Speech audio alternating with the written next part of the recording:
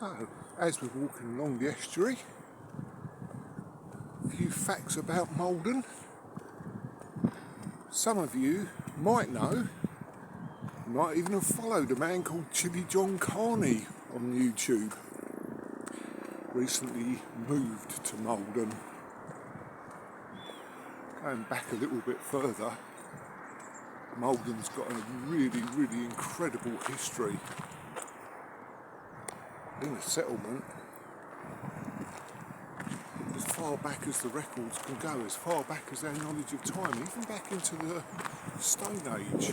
We're going to be going past some suspected Stone Age burial mounds later on in the walk. Excavations along the estuary have shown or revealed pits, shallow pits, that the Roman soldiers used to evaporate and collect salt. Which was a very important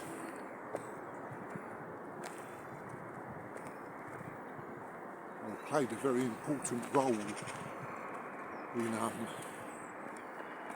earlier times. Looks like we've had a bit of a burn here. It's been very dry this summer. But nature will come back, as sad as it looks at the moment. As I mentioned previously, there was a battle at Maldon when I think it was the native Iceni, or one of the tribes associated with the Iceni, saw off the Danish and the Western European Viking invaders. In the middle of the grain basket of Essex, it was vital for trade links. Right up until 2010, there were sailing barges that were relying entirely on the wind to trade into London, and that was the tail end of an era of sailing barges. And sailing barges are absolutely majestic, but as the world got busier, as we progressed, we sought out other ways of building ships. Ships became bigger, cargoes were put on containers. Sadly, that was the death knell for a thriving industry. So all sorts of things would be sailed from Colchester, from Hythe, up into London, from Maldon, grain, bricks, timber. Very busy after the Second World War. 17 sailing barges that were involved in the Dunkirk evacuation, and the supply of building materials as the slums were cleared and the bomb damage was repaired. And they'd come back from London full of manure. For motorised transport, the only way to get about involved horses, and horses, they needed supplying what went in and what came out the other end, which was used as a way of fertilising the land. So we're just going under a very busy bypass road.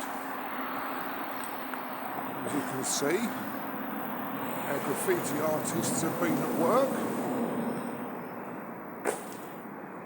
Very rarely do you see a space in the urban architecture that isn't graffitied. Like it or loathe it, it's a fact of life.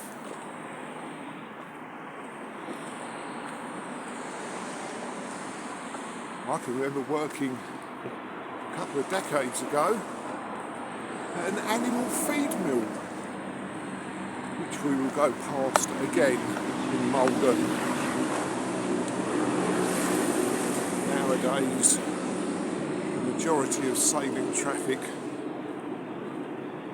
is for pleasure, but that's okay.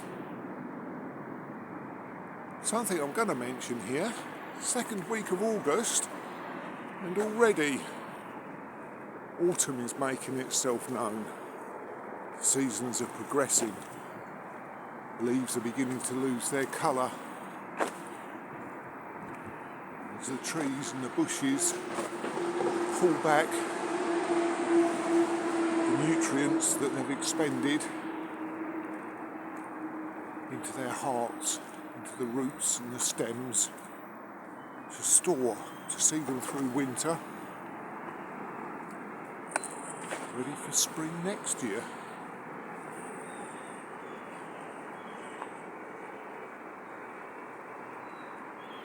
Loads of rose hips. Very nice to see. More vitamin C in a rose hip than there is in an orange. And who eats rose hips nowadays? I can remember as a child rose hip syrup for teething. Sure, there's a more technological, advanced pharmaceutical solution to that problem of children teething. Wonder what's been lost. So we're carrying on the walk. Golf course on the right, estuary on the left. These apples are looking very prolific. Been a good year for apples this year. And experience tells me, wait. Otherwise you'll have a mouthful of bitterness. But when they're ripe, oh my goodness me.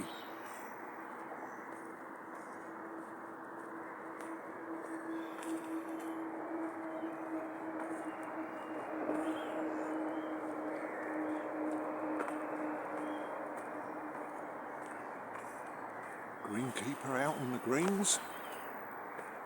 Now these are bullets, and they are gorgeous. Sweet, juicy, free.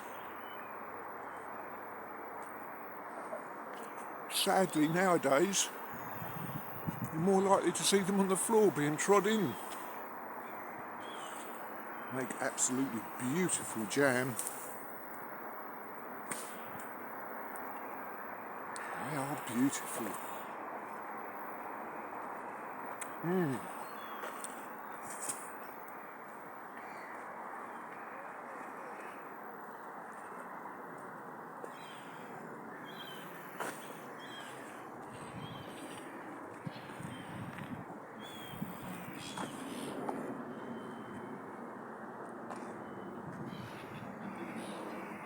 Gulls actually in their natural environment rather than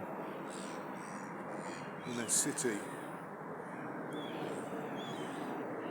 Noisy but necessary.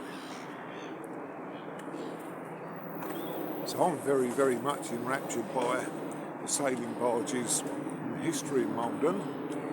But you might know of it because of Maldon sea salt. Yes, this is the home of Maldon sea salt, harvested traditionally, heated in massive great big tanks full of it, full of seawater, until the salt begins to crystallise out. The water's returned to the estuary, salt's harvested and packed. And the salt commands premium prices. I have to say, it's a premium product.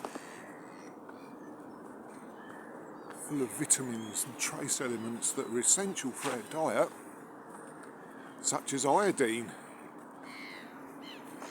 It prevents a lot of hypothalamus or hypothalamic diseases, but industrially produced salt lacks it.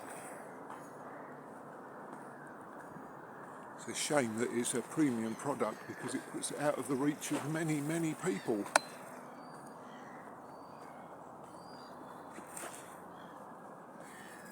Such is modern life. So over the estuary there, we'll be walking back through there. It's a circular walk.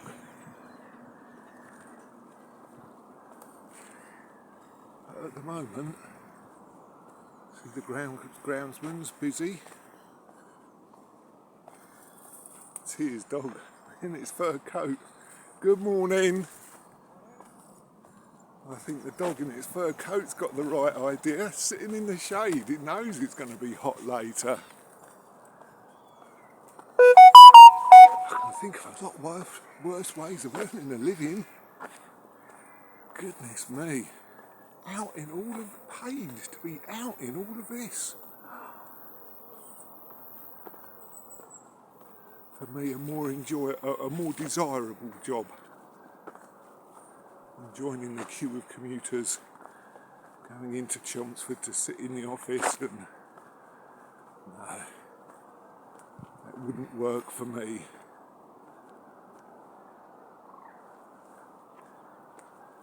So, I'm going to leave it for a bit. If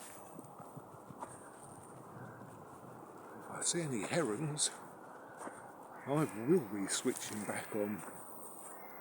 What a beautiful blaze of colour.